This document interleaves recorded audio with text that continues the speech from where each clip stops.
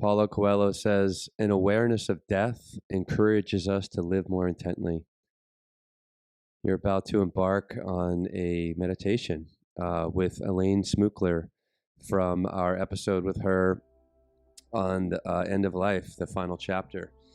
And so don't be afraid, don't be courageous, and work through this meditation, because if we're aware of what death and the last 5 minutes of our death may bring, and what we're looking for in those last 5 minutes, it can help to create some more urgency and some awareness about what you can bring into your life now, instead of wasting your time and ignoring death as a guide. Here's a way to get a little more intently and intimately connected with yourself, because the train's coming for all of us. Enjoy, jump in, be brave, and thank you for meditating with Men Talking Mindfulness. This is a visualization meditation that came to me from Michelle Chabin, and it's a way to enhance awareness around our values, our beliefs, and practices associated with dying, death, and life. Something that hopefully we're all interested in engaging in.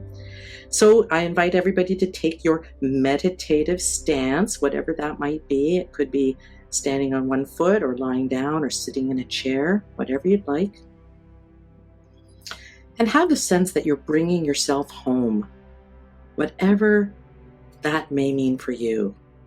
That sense of bringing yourself home.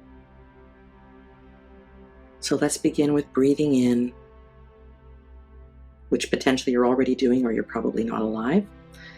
But we mean focusing on the breath, letting yourself be aware that you're breathing in, you're breathing out. Thich Nhat Hanh would say, breathing in, you know you're breathing in, or I know I'm breathing in. Breathing out, I know I'm breathing out. And you might want to do that a few times till you feel centered and settled. Breathing in, I know I'm breathing in.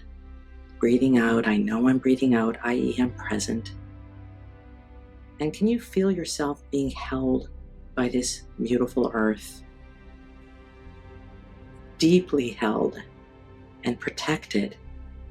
Even if that wasn't the experience in your life, can you allow yourself that possibility now?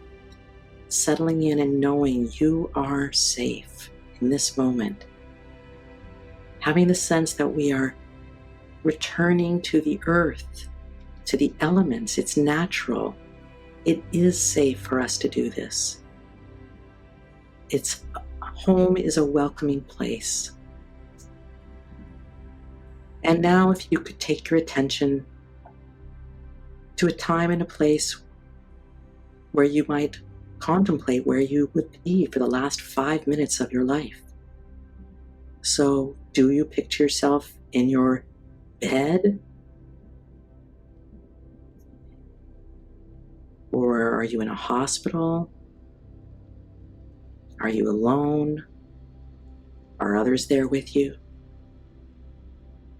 Can you just notice, are you grateful to be ending this time in your life, and with medically assisted death available? Some people are grateful for that moment.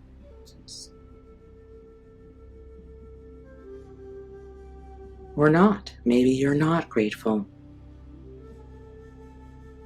Maybe you're tired or worn or agitated, or maybe you are at peace. Can you just imagine this very gently? Now, if you can imagine all of the elements of these last 5 minutes that have come together to make it the most important 5 minutes of your life. If you had choice, what would be necessary for you to feel seen, safe, soothed, and secure, which relates to Dan Siegel's attachment theory? Safe, seen, soothed, secure. What do you need? Where are you? Who's there with you? What will bring you comfort in the last 5 minutes of your life? Or how can you bring others comfort in these last 5 minutes of your life? You are feeling deeply connected to all things, all beings.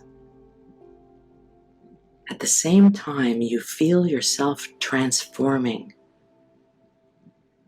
becoming, leaving behind the familiar while still feeling connected to it all.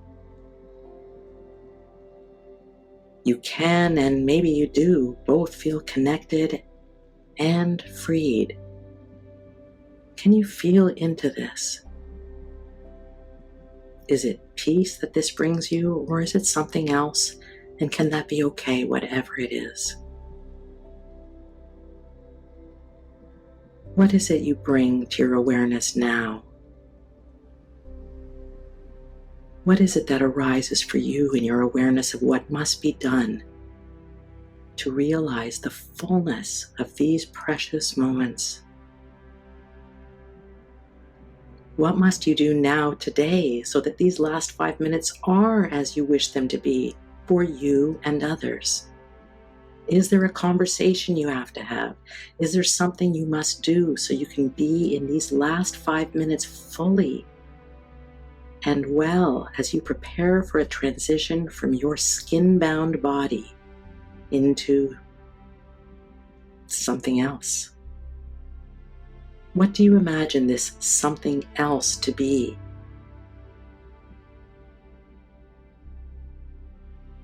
Settle into this imagining very gently. Ask yourself this question today and every day. If today were the last day of my life, what do I need to do or be? What would you do differently, or what would you do to have a sense of abundance or completion in this life now while you're alive? Who would you call? Who would you apologize to?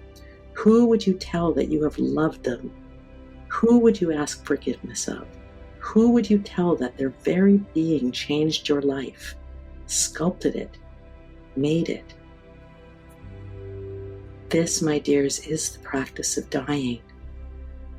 We do it now in life, so that when we reach our deathbed, we have nothing left to do or be. We simply rest in the awareness that we have lived more fully alive and caring with each breath.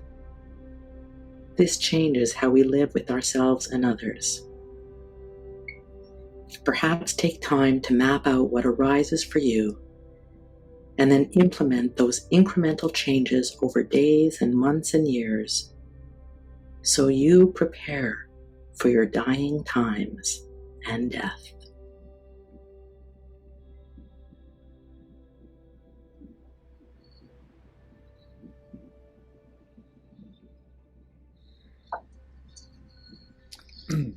Thank you, Elaine. That was That powerful. was very, very deep, very profound. Yeah, John. Thank you so much for that.